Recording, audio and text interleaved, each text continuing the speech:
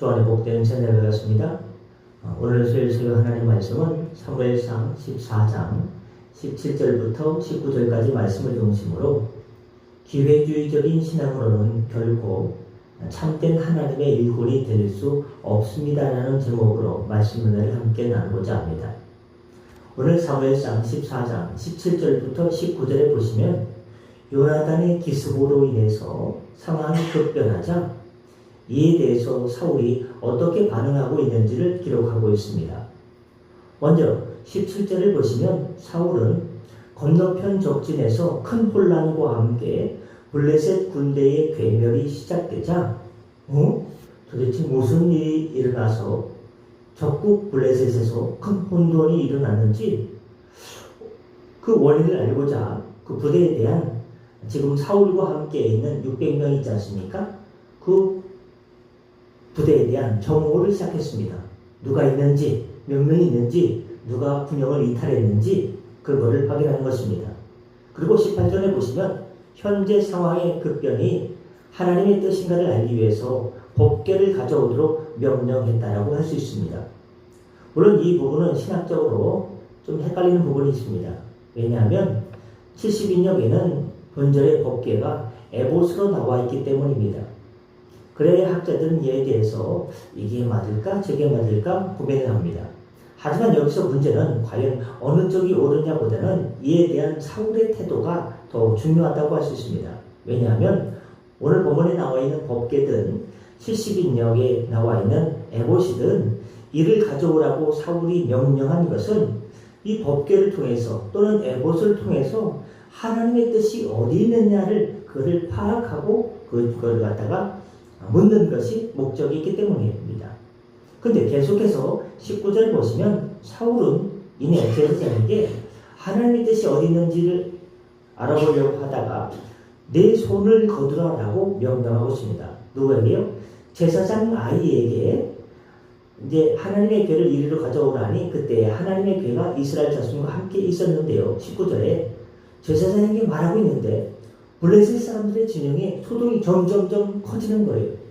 그래서 사울이 제사장에 이르되 내 손을 거두라라고 말하고 있습니다. 상황이 생각보다 급하게 진전되자 사울은 더 이상 하나님의 뜻을 묻지 않기로 결심한 겁니다.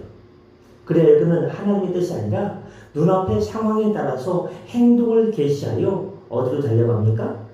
그는 전장으로 달려갔습니다. 20절 보십시오. 사울과 그와 함께한 모든 백성이 모여 전장에 가서 이제 못 기다리겠다 이거예요. 하나님의 뜻이 어디 있는지 제사장을 통해서 법궤를 통해서 또는 에봇을 통해서 알아보려고 했던 못 찾는 거예요. 얼른 가보자. 그 모든 것을 그만두고 전장에 가서 본즉 전장으로 달려갔습니다. 그리고 여기서 우리가 다시 한번 말씀에 따른 원칙보다는 상황에 따라 처신하고 움직이는 사울의 어떻게 보면 박쥐 같은 기회주의적인 신앙을 볼 수가 있습니다. 즉 그는 앞서 위기 상황에서 성급하게 사무엘을 대신하여 제사를 드렸던 13장 말씀이 나옵니다. 블레셋은 적군을 가까이 오고 있는데 군인들이 자꾸 군영을 이탈하고 있는데 하나님께 제사를 드리고 전쟁에 나가야 되는데 제사를 드려야 돼 사무엘 선지자가 아무리 기다리다 안 오는 거예요. 기다리다가 막 조바심에 어떻게 합니까? 내가 제사를 드려야겠다. 하나님의 제사장만 드릴 수 있는 것을 자기가 성급하게 드리는 이 사울에게는 뭔 증이 있냐? 조급증이 있어요. 조급증. 불안 조급증이 있어요. 그래서 조금만 더 기다리면 되는데 자기가 제사 드리고 난 다음에 사무엘 선지자가 곧 도착하지 않았습니까?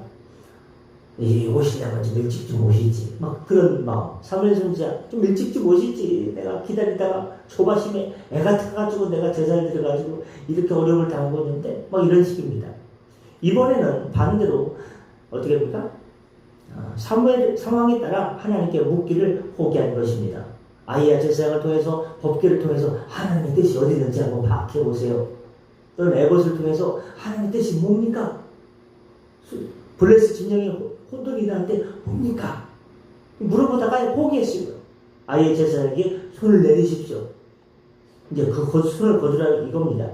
그리고 그냥 바로 블레셋 진영 소동이 일어나는 곳으로 막 군인들을 데리고 달려간 겁니다. 바로 이러한 점에서 사울은 스스로 하나님의 선민 이스라엘의 지도자가 되기에는 부족한 그릇임을 여실히 보여주고 있습니다. 때문에 하나님께서 이러한 사울 대신에 아무리 급박하고 아무리 상황이 변할지라도 먼저 하나님께 아무리 내가 죽을지언정, 내가 좀 죽기 직전일지언정, 아무리 지금 벼락이 떨어지는 정도로 상황이 안 좋든 나는 하나님께 묻고 행동할 줄 아는 누구를 택했습니까? 다윗을 영원한 이스라엘 왕으로 택했던 것입니다. 그 영원한 이스라엘 왕 다윗은 누굴 상징하냐? 영원한 예수님을 상징합니다. 근데 오늘 우리에게 이러한 사실이 너무나 중요한 것은 지금도 우리 주변에는 현대를 살아가고 있는 우리 성도들에게는 이처럼 상황에 따라 움직이는 자들이 너무나 많다는 것입니다. 우리도 그럴 때가 있다는 것입니다. 그 세상만 하더라도 이념과 소신을 가장 중요하게 여기게 될 정치인들이 오히려 상황에 따라 철새처럼 움직이며 심지어 믿는다는 사람들 가운데도 말씀과 하나님 나라와 말씀과 원칙보다는 그저 상황에 따라 움직이는 사람들이 적지 않다는 것입니다.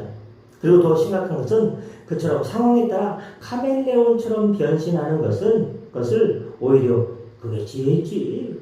이렇게 처신하는 게 지혜지. 그때는 왜 그랬는데 지금 왜 그랬습니까? 그것도 하나님 주신 지혜야 라고 착각하는 경우가 없을까요? 왜 없겠습니까? 많겠죠. 하지만 여러분, 세상 모든 사람들이 다 그렇게 생각하고 세상 모든 사람들이 다 그렇게 갈지라도 우리 하나님은 결코 이러한 기회주의적인 태도를 기뻐하는 분이 아니라는 겁니다. 왜냐하면 우리 하나님께서는 회전하는 그림자도 없으실 만큼 일괄되게 진실되며 공의로우신 분이라고 야고보서 1장 17절에서 주장하고 있기 때문입니다. 그렇기 때문에 성경은 이러하신 하나님 앞에서 두 마음, 한 마음이 아니라 두 마음을 품는 자는 결코 어떤 것도 받지 못한다고 강하게 경고하고 있습니다. 그 경고의 말씀은 야고보서 1장부터 8장까지 잘 나와 있습니다.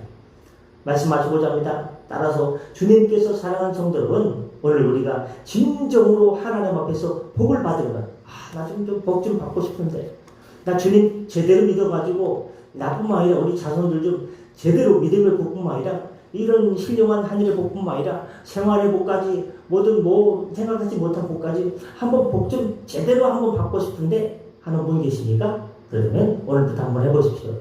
하나님 앞에서 두 마음을 품지 않고 상황에 따라서 이렇게 받겠다가 저렇게 받겠다가 하는 것이 아니라 우직하게 그냥 순수하게 오직 순수한 마음으로 하나님께 나아가 보시길 바랍니다. 죽이 되든 마비 되든 한번 내가 믿음으로 살아보겠다 하면요, 죽도 맛있어요. 죽도 그냥 죽수는 죽이 아니라 정말 맛있는 본죽보다 더한 아주 죽, 또 밥도요 기가 막힌 2천 쌀밥 비교할 수 없는 하나님의 방법에 의해서 지으신 밥을 먹게 될 것입니다. 그리고 더 나아가 앞서간 믿음의 선지들처럼 오직 일편단심의 자세로 끝까지 말씀과 진리를 한번 따라 살아보겠다. 이 받은 사명을 완수하심으로 장차 영원한 하늘 도성에 영광과 함께 들어가서 잘했다. 착하고 충성된 종아, 내가 좌로나 좌고 우면하지 않고 오직 진리와 말씀을 따라서 한번 성덕교에서 한번 신앙생활할 때 믿음대로 한번 내가 생활해서 주의 복을 받아보겠다 하고 내가 나이 몇 살 때 결심했지. 더욱더 굳건한 결심으로 한번 우직하게 내가 한번 믿음을 한번 살아보고 승리해보자 결단한 그 순간부터 아주 믿음으로 잘 살았다. 내가 너에게 생명의 면류관 뿐만 아니라 의의 면류관, 충성의 면류관 종류가 7개 아니겠습니까? 면류관도 받고 하늘의 상급도 넘치게 받는 주의 복된 주님의 일꾼, 주님의 사랑하는 자녀 되시기를 예수님의 이름으로 축원합니다. 기도하겠습니다. 은혜 주님, 우리는 두 마음을 품을 때가 많습니다. 변덕스러울 때도 많고 때로는 그것이 하나님이 주신 지혜라 착각하고 기회주의적으로 휘전하는 그림자도 없으신 어렵고 진실하고 영원하신 하나님 앞에서 왔다 갔다 할 때가 많습니다. 주님, 용서하여 주시고 오늘부터 한번 내가 믿음으로 한번 살아보겠다.